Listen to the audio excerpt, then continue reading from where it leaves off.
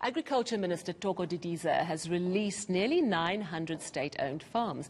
Today, she confirmed that already 275 farmers have benefited.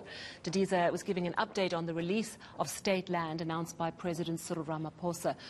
He announced that, of course, during this year's State of the Nation address. And she says more than half the beneficiaries are women. Well, to discuss how important this is, I'm joined now by Professor Ruth Hall from the Institute for Poverty, Land and Agrarian Studies at the University of the Western Cape. Good evening, Professor.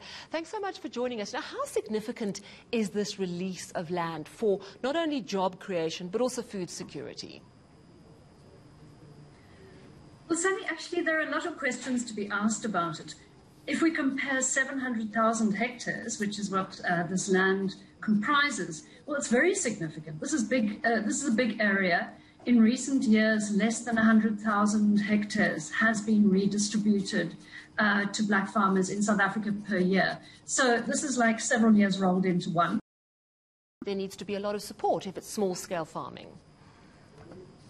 Well, of course, I have two important questions about this. And the first is, what is this land? These are vast areas of land. And when you look at the provincial breakdown, we see that, in fact, it's only in certain parts of the country. Particularly, nearly 2/3 of it is just in Limpopo and Northwest. Now, my suspicion is, in fact, this is not vacant land. This is land that was previously acquired by the state, titled farms that were acquired by the state years ago for homeland consolidation. Most of that category of land already has black farmers on it.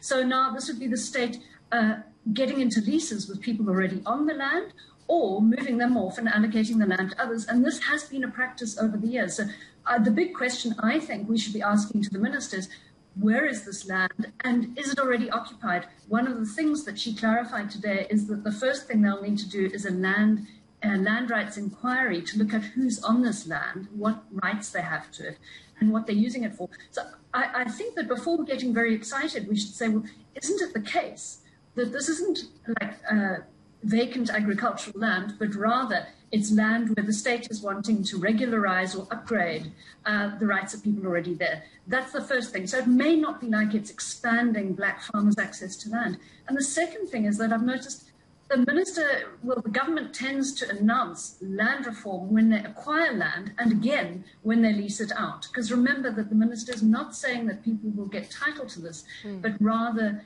government will rent it out for 30 years and those farmers will pay rent to the state during that time. So I think that there are a lot more questions before we can say this is necessarily a good thing for agricultural production or job creation. Yeah, because, you know, land reform is such, and owning a piece of land, it's such an emotive and highly politically charged issue.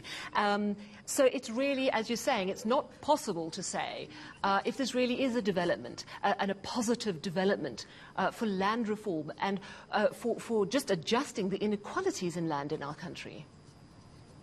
I'll give you an example, Sally. In fact, there was a very important case that came to court a few years ago. An elderly farmer in Limpopo had been occupying such a state farm since 1991 as a tenant of government and had been told that he would become the owner. 27 years later, he was asking, why am I not able to get this? So, you know, it could be that category of person who is trying to get the land. So I think that we should ask the minister for clarification and be sure that we don't get just wowed by big numbers. The second thing I'd say is I do worry about what's happening, not just with the slowing down of land reform generally, but also the slashing of budgets for supporting farmers, including food security budgets, which have been slashed in the supplementary budget that we saw a few months ago. So both in terms of acquiring privately owned land and supporting farmers, we're seeing less money from government. I think the government is trying to make a gesture here, but I think that it's limited and we need a lot more information about exactly which land we're talking about. Absolutely. Well, thank you very much for highlighting those really crucial issues around this, what seems like positive news, but certainly we need to drill down and get much more detail from the Minister. Thank you so much. Professor Ruth Hall from the Institute for Poverty, Land and Agrarian Studies at the University of the Western Cape.